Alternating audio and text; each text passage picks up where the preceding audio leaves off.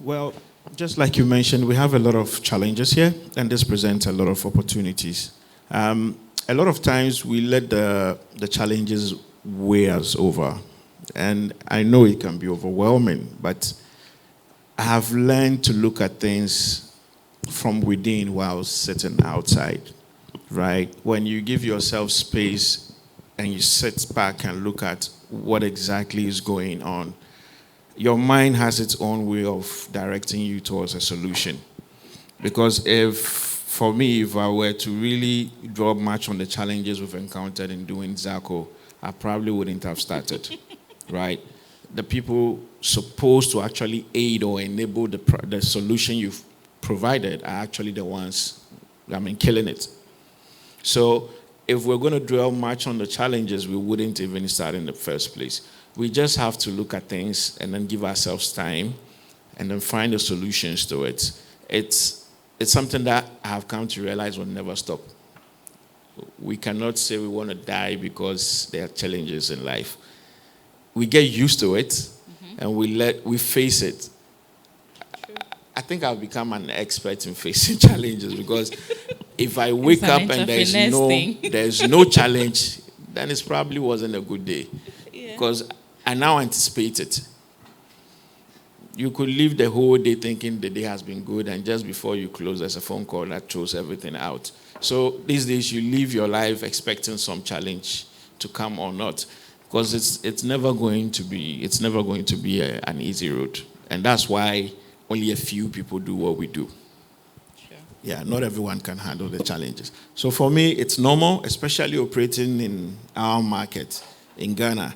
It's very, very challenging, but we don't look at the challenges alone. It is the challenges that brings the solutions. If Ghanaians don't take it, there's a bigger market out there. For us, I think the biggest challenge I keep consistently talking about is regulation, right? We have a regulation that was passed years before a lot of these technologies were birthed, and you are still being ruled by those same regulations. So, sometimes you wonder, wait, this person applying the same law, does he even understand what he's saying? And then they tell you it is law. The Nazis were killing people with law, but was it right? You get it? So once we're able to get a lot of these people up there, regulating innovations coming up from today, if they are able to really tune their mind from whatever the laws that were made years ago to now absorb the energies of these young people.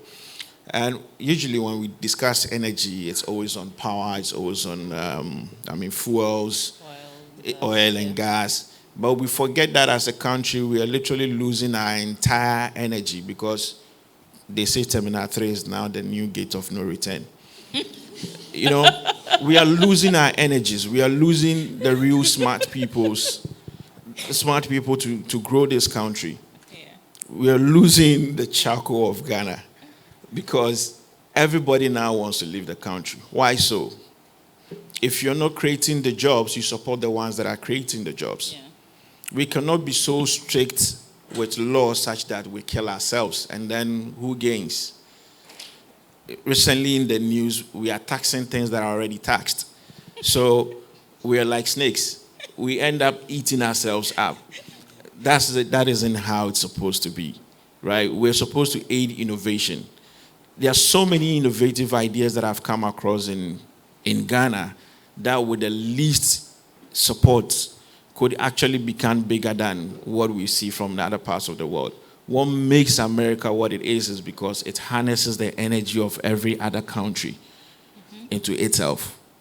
Okay. Why can't it be the magnet like they are? Why are we repelling our energy? Why are we throwing them away? You understand? You look at big industries and you see the key players as either an Indian, a Chinese, someone from Ghana, someone from Nigeria. But why can't we do the same in our economies? That is where we need to start looking at the problems from. And not just looking at energy from the power. And then when was the last time we even, look at our cocoa sector. We keep saying that the raw material sector is about 10 billion. But then the chocolate sector is about what? 80 to 100 billion. If I were a country that really wanted to create change in the country, I probably will set up a whole department on creating the machines to process these things locally. Because that is where the money is, the processing. But if you're still going to train your people into the whole farming business and then still go out there to buy the machines, bring them in, what are we doing? We'll continue giving lectures over and over again, whereas we look down on, I won't be surprised if there's someone in this country that has created a processing system for whatever we produce here, for gold, for cocoa, for whatever. It will interest you to know, since 100 years ago, Ghana has been importing activated charcoal for gold refinery. For over 100 years. Zaacoal is already exporting that raw material. It is activated out there and then brought back to Ghana and sold at over 500% the price we sell to them. But you go to these same institutions for support, and then they start talking to you like you are in an MBA class. Right? Because we like the academic, the theoretical things instead of the practical things. Why will I sell raw material for $400? It is a little layer is added to it, brought back to Ghana for $3,500. And then I go to a bank, I go to an institution and say, I need support to be able to add this layer on. Because this same person you're buying from, I supply him. And then I am being told a lot of English. Thank you.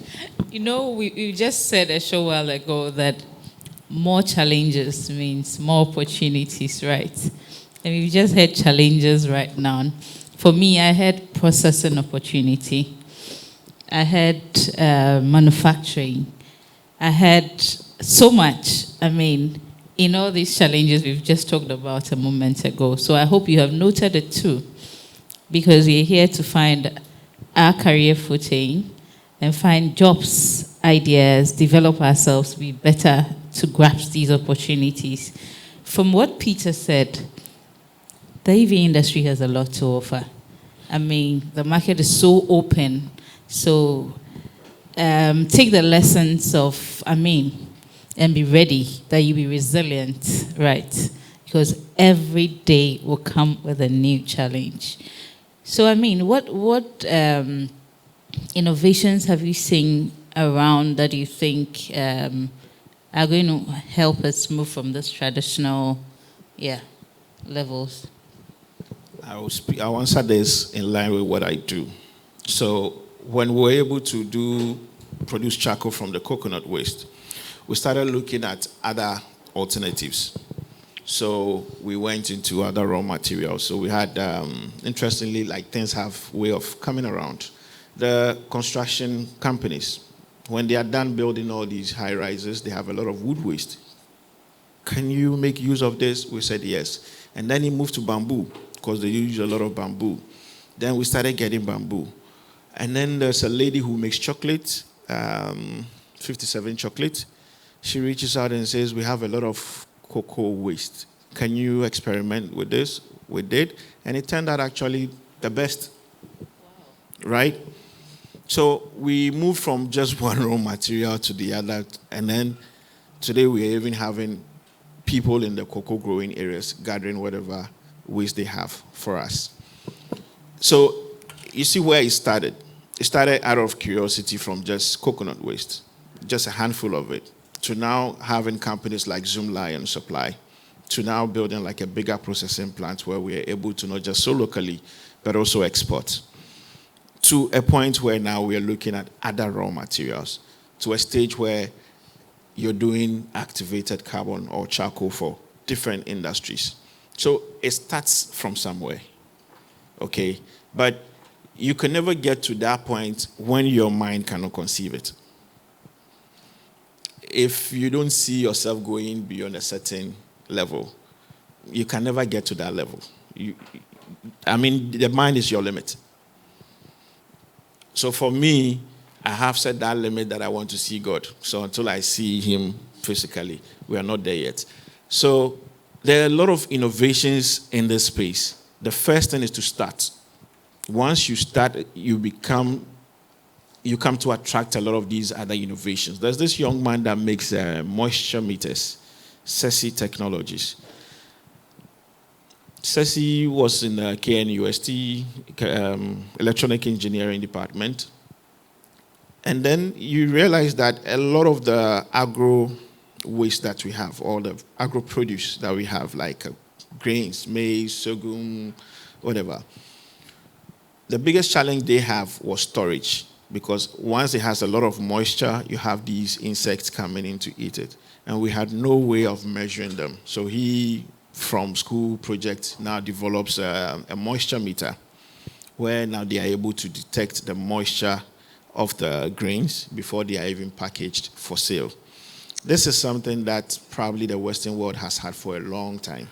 But then this is somebody here who has seen a challenge with his people. He developed an innovation for it. It's taking him about 6-7 years to get like a physical product, and now he's selling.